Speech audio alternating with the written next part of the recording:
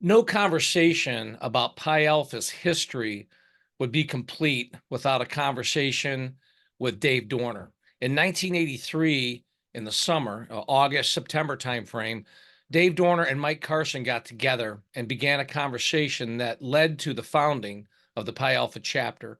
So, Dave, I want to take us back in time, right? I Mhm. want to go back in time so that our alumni brothers and our undergraduate brothers and our guests, let's talk a little bit about, why did you not join another fraternity? Let's start there. Yeah, so I was from Toledo, and I guess I'm still from Toledo. But went to Toledo Woodward. So really, not a lot of my friends from high school went on to college, and yeah, I met some guys from different fraternities and that, and they just seemed to have a bit of a different background than I had. I felt like I was more a working class guy. I was working depending on the quarter, and the younger guys, there were quarters back then before semesters. Depending on the quarter, I was always working, two or three jobs, and my college experience was really less than my high school experience to begin with, because in high school I was involved in a number of different things, and in college I was really involved in just going to class and trying to get passing grades. Right. So Right. I thought, there's other guys like me that maybe there's a need out there, and if there's more of us, we it's not there. Heck, we'll just build it. Right. And that's cool. So, all right. So let's get to the summer now. What in the summer of 1983, was that your freshman summer, your sophomore summer? Like, where were you at in school? Yeah, so I graduated in '85. So I guess that would have been my summer before my junior year. Okay. So And it's your junior year. yep, and that was the time that again, I really felt like I had a couple years invested and just didn't seem to have the experience that I wanted. I don't know. For those of you who have kids, you tell your kids that high school is the best years of your life, and then when they're out, you tell them, "Hey, just kidding. Yeah. College is Right. the best years of your life." So the Exactly. first two were good, but with the fraternity, they ended up being the best. So Right. I agree. absolutely, I agree. My college years were the best. Thursday night's still my favorite night. it's still the beginning of the weekend. So let's go into the fraternity now. So, how did you and Mike meet? I mean, did you meet on campus or on phone call? I mean, how did you guys come together? These stories always have um, kind of a bit of a ragged trail to follow. So I had a cousin that went to school down in James Madison, and I had talked to him one time when he was home, and I really just kind of talked to him about the fact I thought that the University of Toledo could use another fraternity that appealed to some folks that the current fraternities weren't appealing to. And he kind of listened, and then he was on a whitewater rafting trip with some friends, and somehow this conversation came up, and one of his friends said, "Hey, KDR is looking to expand, and we'd be glad to pass this contact information along and see if it's something to be interested." So it kind of went from Toledo to some whitewater rafting in West Virginia, and then I guess it went. Where was Don Stoll? Pennsylvania, or Yeah, he's in Pittsburgh at the KDR National Headquarters. okay. Yeah. So apparently he contacted Don Stoll, Right. and Don looked and said that we did have at least one alumni in the area who we reached out to, and that was Mike Carson's dad. And of course, he was very interested in starting a chapter here, and suggested to Mike that this is something to pursue. And then Mhm. Don called me, and I got a hold of Mike, and he and I got together, which um, I guess the grand term is the Pub Talk One. Yeah, So that's right. There's yeah, I two like of that. them. Yeah, Right. so that was Pub Talk One, where we got together and just got to know each other, and got to discuss if we thought that this thing made sense, and Right. we So where did. did you guys go from that? They had the pub talk one. It was the two of you. You kind of met through Don Stoll, the executive director of KDR National Fraternity. What was next from that? When you left the pub talk, the first one, what did you guys go to do? What did you set out to do? Yeah, so we're sort of tasked with going out and finding like-minded people to see if there again was interest in it, and that's when I reached out to Jim Chavargo, Mhm. who I knew knew for a long time, and he reached out to you and Craig and Tim, and then I had people in different classes that I knew, and that's when Todd Schnetzler became involved, Mhm. and some of the other guys, and we got together and we decided we had a lot in common, and again we're all looking for something Mhm. that we weren't getting from our college experience. Right. And it's interesting, Dave. And I think of when I came into the dialogue was after the second pub talk, right? You Mm-hmm. guys had your pub talk, and then, through Tim Lemoyne, like you said, and Jim Mm-hmm. Shabargo, um, I was invited in, and we went to your house, Yep. which tonight at Rose Formal, there'll be an image of your childhood house up there, because that's where the kickoff happened Yeah. on the north end of Toledo. Yeah. So I still maintain that childhood house that my parents lived in. So is that right? That's if funny. you ever want to leave like a ceremonial beverage or something on the front porch, sure my That's dad actually can not a just bad walk her down there idea. and get it. So Yeah, yeah. maybe we should do that sometime. That's pretty funny. Yeah. So let's one last thing before we kind of wrap up. Let's talk. So you get the chapter founded. What was it like going through getting the university to accept Kappa Delta Rho, and then going through the interfraternity council Hmm. to get them to allow us to come into the interfraternity council? Talk about that a little bit. Yeah. So I mean, I had some experience in high school with speaking to groups and putting things together just through like student government and state and some national positions with that. So I kind of understood, sort of the rules that were going to be applied. And we put a presentation together, and I went and presented it. And when I was done, you know, I didn't know about a mic drop then, but that would have been kind of cool. Yeah. And just kind of waited to hear what they had to say, and they had little couple positive things and said they would get back to us. And I guess what we didn't know at the time, Rick, was that we weren't the first group of interest in doing this, and they had denied everybody for years. Yes. And when we got the call pretty early on after the meeting, they said, "No, these guys are different. This could be a good thing." Mhm. So they saw some value in it, and there's an old adage which is true in business, is true in your personal life. You well, especially for you and I, Rick, at our age, we can't remember a lot, Right. which I still think is the miles, not the years. But with that said, you forget what people say, you forget what people do, but you never forget how they make you feel or how you True. felt.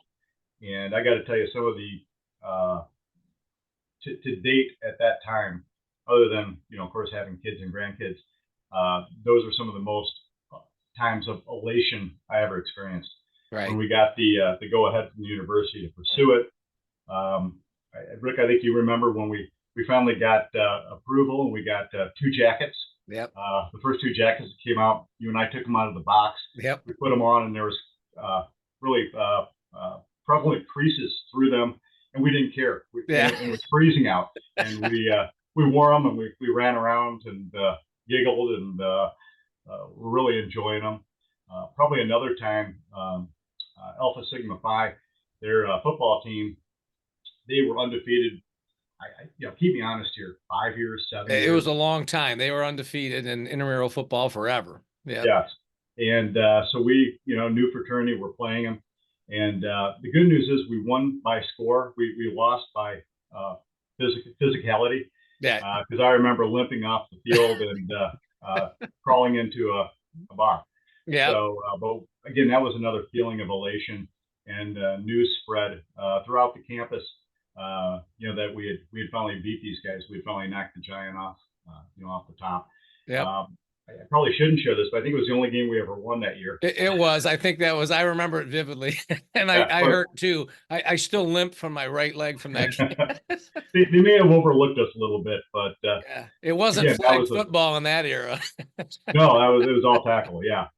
So, but yeah, that was a lot of fun. So when I look back at it, again, I think of those times of elation, and of course, I don't know the stories, but if Rick, if you and I had anything to look back at, I hope the chapter, the actives, The alumni, I hope they had those same senses of elation of whatever they did to the fraternity, and they'll remember that.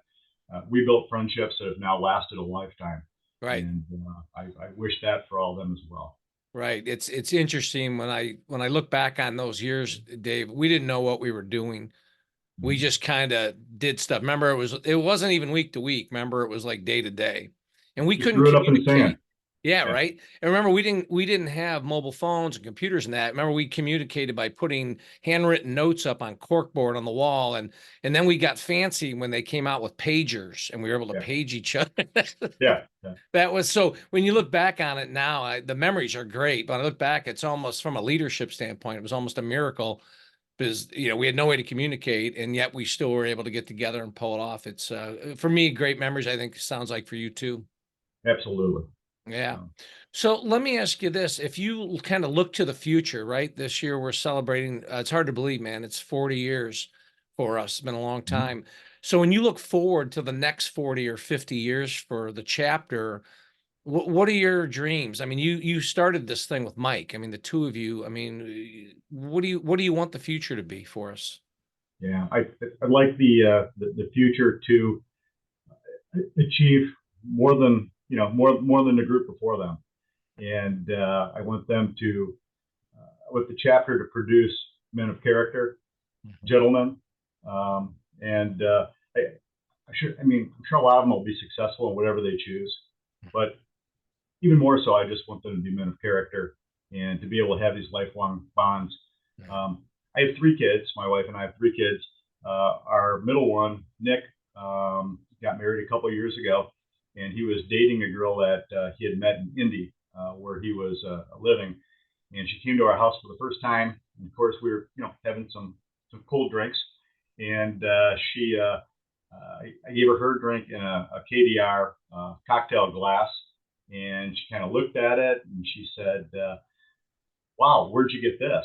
And my son said, "Oh, my dad was a KDR," and she said, "So was my dad and my grandfather at Purdue," Wow.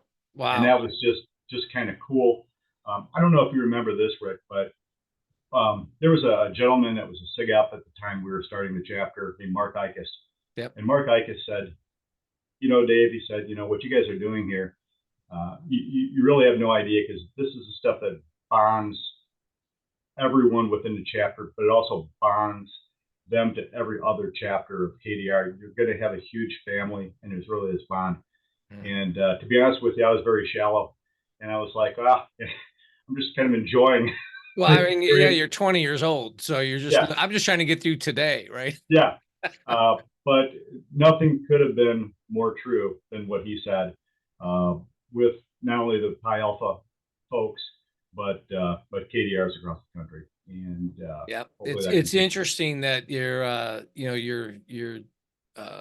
I guess what is it? Your father-in-law, your son's father-in-law Yeah. is your brother. I mean, that's pretty Yes. cool. Yep. And their grandfather or Yes. that's just really really cool. The interesting thing, you talk about the glasses, we started that tradition at the very first Rose Formal on May 18th of 1984, and my brother at the time had just gotten back from Penn State, and I was living with him. It was before he was married. I was in school, and he was doing an event, and he had these wine glasses and had the name of the event and the year etched on or like on the glass. And I remember that's where I got the idea. I was like, we got to do that. So the first commemorative giveaway at our very first Rose Formal was a wine glass with the date Rose Formal and the date of Mhm. May 18th, 1984. And then over the years we've had different commemorative glasses that we've given out. But at Rose Formal, our 40th anniversary, there'll be one that says Rose Formal 40th anniversary 2024. Cool. So you had that glass, and if it wasn't for that glass, you probably would have taken a while to make the connect. It would have. It would have, and maybe never. I mean, it probably would have come up eventually, but not as quickly. So it's interesting, something as simple as a commemorative item, a shirt, a glass, even this shirt that I'm wearing now. I mean, it's funny how those little teeny things draw a connection. Yep. Absolutely. A lifetime connection. That was cool. Well, Dave, you and I can keep this conversation going for a while. I mean, I'm good at it. You and I love talking to each other. Yeah. So, and there's so many stories. There's so many things to share about what we did then and what we're doing now. And we'll pick this up again. Maybe we should do another one of these and have a different topic on it and put that up for the undergrads and our alumni to see. But for right now, I'm gonna draw this to a close. And what I'm going to say to you, Dave, on behalf of nearly 1,000 men have come through the doors of Pi Alpha since the fall of 1983 and May 18th, 1984, because of you and Mike. If the two of you wouldn't have been courageous entrepreneurs, we wouldn't be having the conversation we're having. We wouldn't have had the lifelong friendship we've had. And our brothers, I think, are indebted to you and Mike for doing that. I know I am. Because of you, it changed my life. The fraternity changed the trajectory of where I went in my college years and pretty much the rest of my life. So for that, I can say on my behalf, I want to say thank you for that. I mean that from the bottom of my heart. Very humbled. Thank you. Yeah, I One know thing. when. Good. No, one thing before we leave, and everybody's probably looking at their watches or going to the bathroom.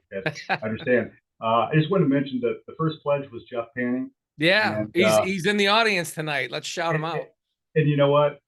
Jeff is still the the measuring stick. I mean, he was the best addition, Yep. and if new pledges could be half what Jeff Panning was and is, that would be plenty. So. Very well said. Very well said. I mean, he is, and you look at where he was when we started the fraternity, and you brought him in, and you look at where he's at today. And tonight, there's a special announcement that will be made at Rose Formal about Jeff Panning and Tim Lemoyne and their families. So I won't Good. tip that secret off right now, but there'll be an Okay. announcement later at Rose Formal. I'll send you a note. I know it's sad that you can't be with us. I know you're going to be out of town traveling, but thanks for making the time for this conversation. And I wanted our brothers, our alumni, and our undergraduate brothers and our guests to meet you, because if it wasn't for you and it wasn't for Mike, the two of you coming together, we wouldn't be here. So thank you. You're welcome, and thanks for the opportunity to speak to everybody, and have fun. Thanks, Dave. Take care.